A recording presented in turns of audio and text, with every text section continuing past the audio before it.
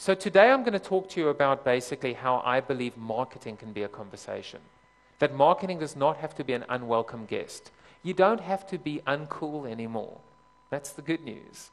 You don't have to be expressing your coolness, or at least pretending to yourself or fooling yourself that you are cool by creating these giant edifices to your own self-importance called television spots, where you have to invest hundreds of thousands of euro into going to Cape Town to do these expensive shoots with models. That is not a fair representation of authenticity anymore.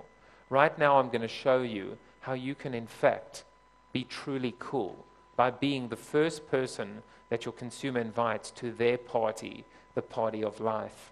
And it begins by, using your God-given ears. As they say, God gave you 2 ears and 1 mouth. It's time to use it in direct proportion.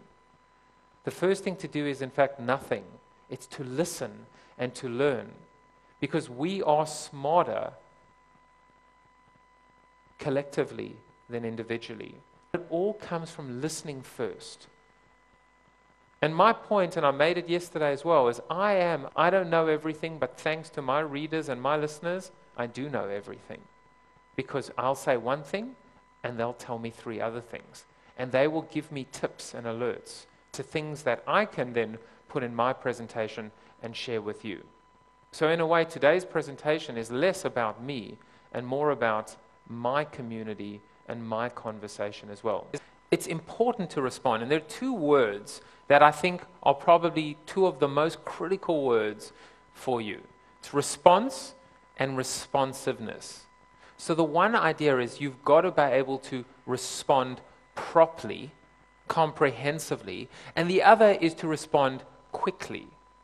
Your responsiveness is almost as important as the response itself. No more your calls are important to us, they will be answered in the order they were received. No more autoresponders. When relationship, probably 50 million impressions. See how the relationship works now?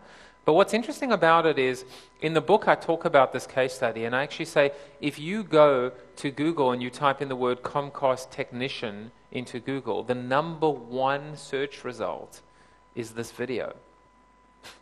There are only 2 graphical images on the entire page. One is Google's logo. Smart, right? Every time you guys pay for your keywords, Google gets another impression for free.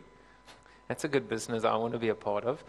So Google's impression, and then a nice little visual icon of the guy who fell asleep on the couch. One verse will be more relevant than this particular example of a Comcast technician sleep. By the way, we're giving away free tickets to this concert to celebrate the launch of our new text messaging service. So they were literally placing ads on other bloggers' real estate. And those of you, are there any bloggers in the room? So you'd know as a blogger, you're going out there and you're trying to figure out a way to be recognized or rewarded, or maybe you're just actualizing this reach, this global reach. We have assets, we have equity, we have all these weapons of, I guess they would be of mass production in a way, and we're not using these assets as well. How do we make these conversations better? So on the left is an example that Nikon did, which I thought was really interesting. First of all, what Nikon did is they went and found a series of what they thought were the most, talented amateur photographers on Flickr. And then they approached these photographers and they said, we would love for you to take a series of photographs with our new Nikon D80 camera. I don't even know if they said you can keep the camera or not, but they said, we think this camera is really special and we'll give you some training and we'd like you to just express yourself using our camera. And then what they did is they created galleries, online galleries, offline galleries, as in real galleries. Can you see how different it is from the old way we would have done it, which is we would have gone out and found the celebrity photographers and created ads using them, but in this case it's real people. It's Nikon's own customer base. Really responsive. You don't have to worry about missing a shot. I'm having a good time with it, and I was really pleased with the photos. The camera did what I wanted. This camera blows me away.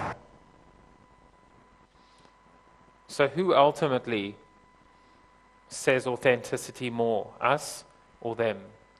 On the right is an example of a program we did for a company called Uvu, and in a nutshell, as you can see from the image, it's a piece of software that allows 6 people at the same time to talk amongst themselves. And so what we did for them is, instead of making Uvu the conversation, we let the community be the stars of the show. And we didn't tell people to talk about Uvu. We didn't ask them to review Uvu. We didn't even mention that they needed to mention the word Uvu.